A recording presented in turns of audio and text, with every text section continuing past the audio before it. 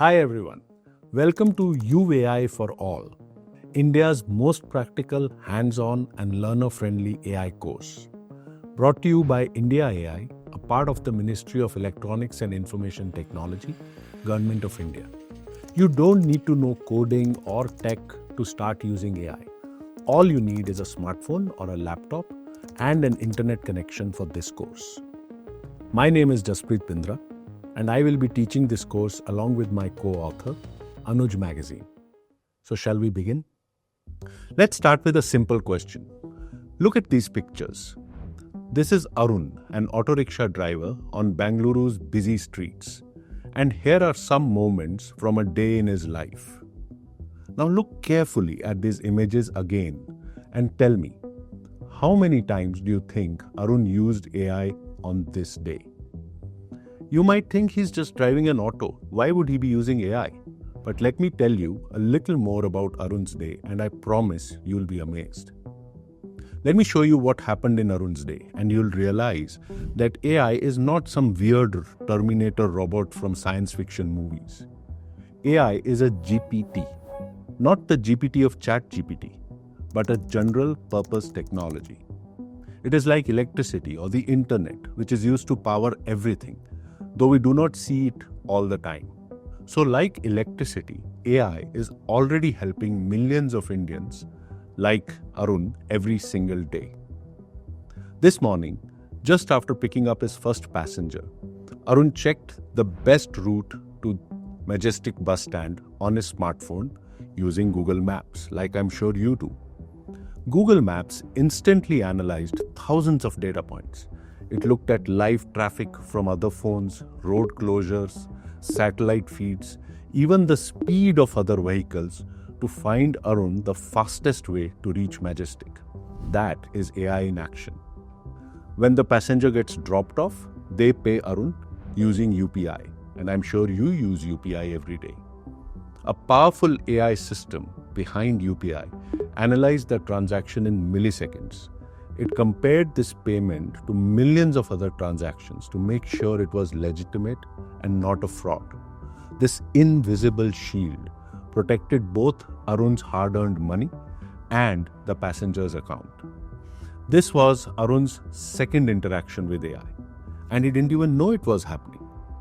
Later, a foreign tourist showed Arun an address written on paper in English. Arun, who's naturally more comfortable reading Kannada, simply pointed his phone's camera at the sign. Google Lens instantly translated the English text into Kannada, right there on his screen. This was Arun's third interaction with AI, all before 9 a.m. So, how many times did Arun use AI today? The answer is not just 3, it's dozens of times. And the same is true for you. AI is no longer something from the future. It's a part of our daily lives, where just like Arun, we don't realize just how much it is helping us. When you check the weather, AI predicted if it would rain today. When you took a photo, AI automatically made it look better. When opening your email inbox, AI helped filter all these spam messages out. When buying products online on e-commerce, AI suggested products you might like. AI is everywhere you go. So the question isn't when will AI come to India, but rather, are you ready to understand and use it even better? That's where this course comes in. Now, in the first module of the course, you'll learn about what AI is, how it's different from regular human intelligence, and finally, how AI literacy will give you an advantage in today's job market.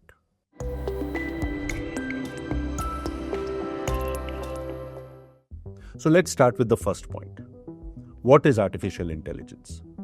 To answer this question, you need to start with humans and to understand what do we mean even by intelligence. Now, humans, if you go back into our history, we are very good at building tools and technologies which have made us the number one species on the planet. Many thousands of years back, we created a set of tools and technologies which created the agricultural revolution, where food became abundant. Many years on, we created something called the Industrial Revolution, where labor became free. A few revolutions further, we invented a set of tools and technologies, which we call internet or search, which created the information revolution. And their information became freely accessible and abundant. At the cusp of every such revolution, we are both, as human beings, we are both excited and concerned. Because these revolutions just don't change how we work or how we do business. They change everything. How we live, our society, our workplace, our families, humanity, the planet, the environment. Which country is more powerful than the other? Now today, we are at the cusp of the next revolution, where I said intelligence becomes free. It becomes freely accessible to everyone, on tap. And again, as we stand right now at the cusp of the intelligence revolution driven by artificial intelligence, we are both excited as well as concerned. But to understand what this AI revolution is, we need to understand how human intelligence works. It becomes much easier to understand how we have taught machines then to be intelligent too. Take the example of a child or children learning to ride a bicycle. On the first day, they get on the cycle, immediately fall down. I'm sure you did also when you were a kid. They're scared, maybe they cry a little. But what happens in their brain? They have learned something important. If I lean too much on one side or the other side, I fall.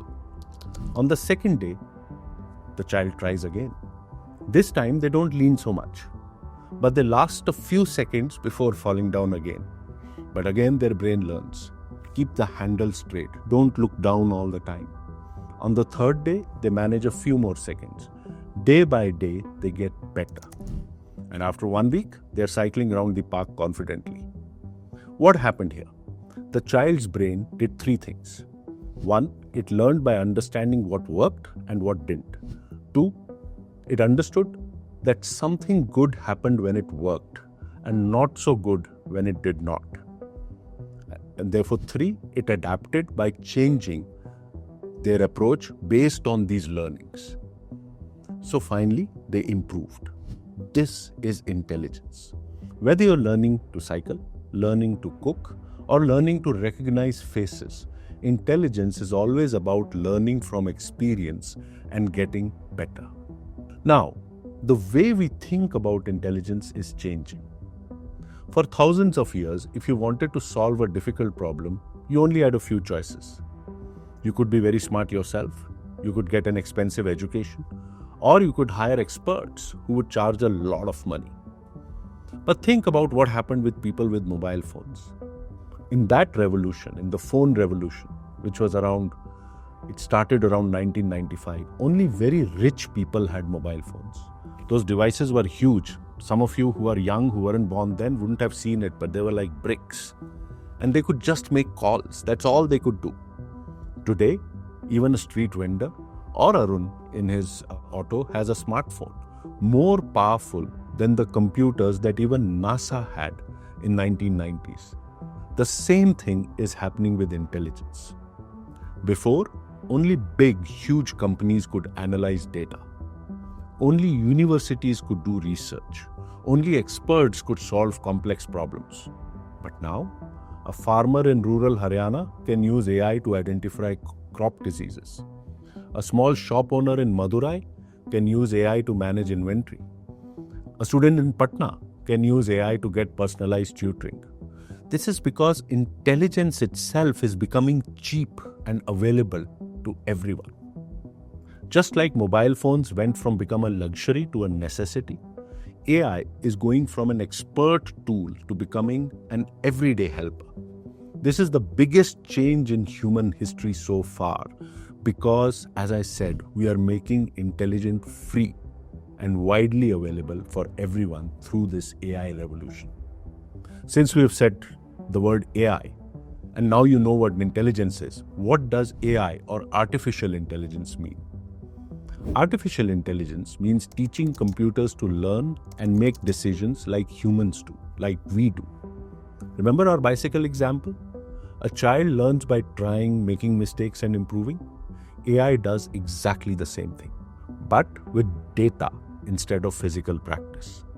Just like a child learns by watching and trying, AI learns by studying millions and millions of examples. Just like you can recognize your mother's voice among hundreds of voices, AI can recognize patterns in data. Just like you choose which route to take based on the traffic, AI makes decisions based on what it has learned and predicts. This magic ingredient in AI is called machine learning. It's just a fancy way of saying learning by studying lots of examples. We'll learn a bit more about how exactly machine learning works in the next few videos, so look out for that. For now, let's keep unpacking what artificial intelligence really is. It's a complex subject, and so you might read different definitions of AI in newspapers or websites. But don't get confused. Experts from different fields define AI differently. Because as a field, AI covers so many different jobs. Some people focus on the technical side, which is algorithms, data, programming, terms which we will again revisit later in this course. But some people focus on the practical side, what AI can actually do for us. Some people worry about AI replacing humans, and I'm sure you would have heard of that, or sometimes you worry about that. But many others believe AI will help humans become smarter than even what they are right now. What you need to remember is that AI is simply computers learning to solve problems by studying examples, just like humans learn from experience. Whether you call it machine learning, artificial intelligence, or smart computers, the basic idea is the same.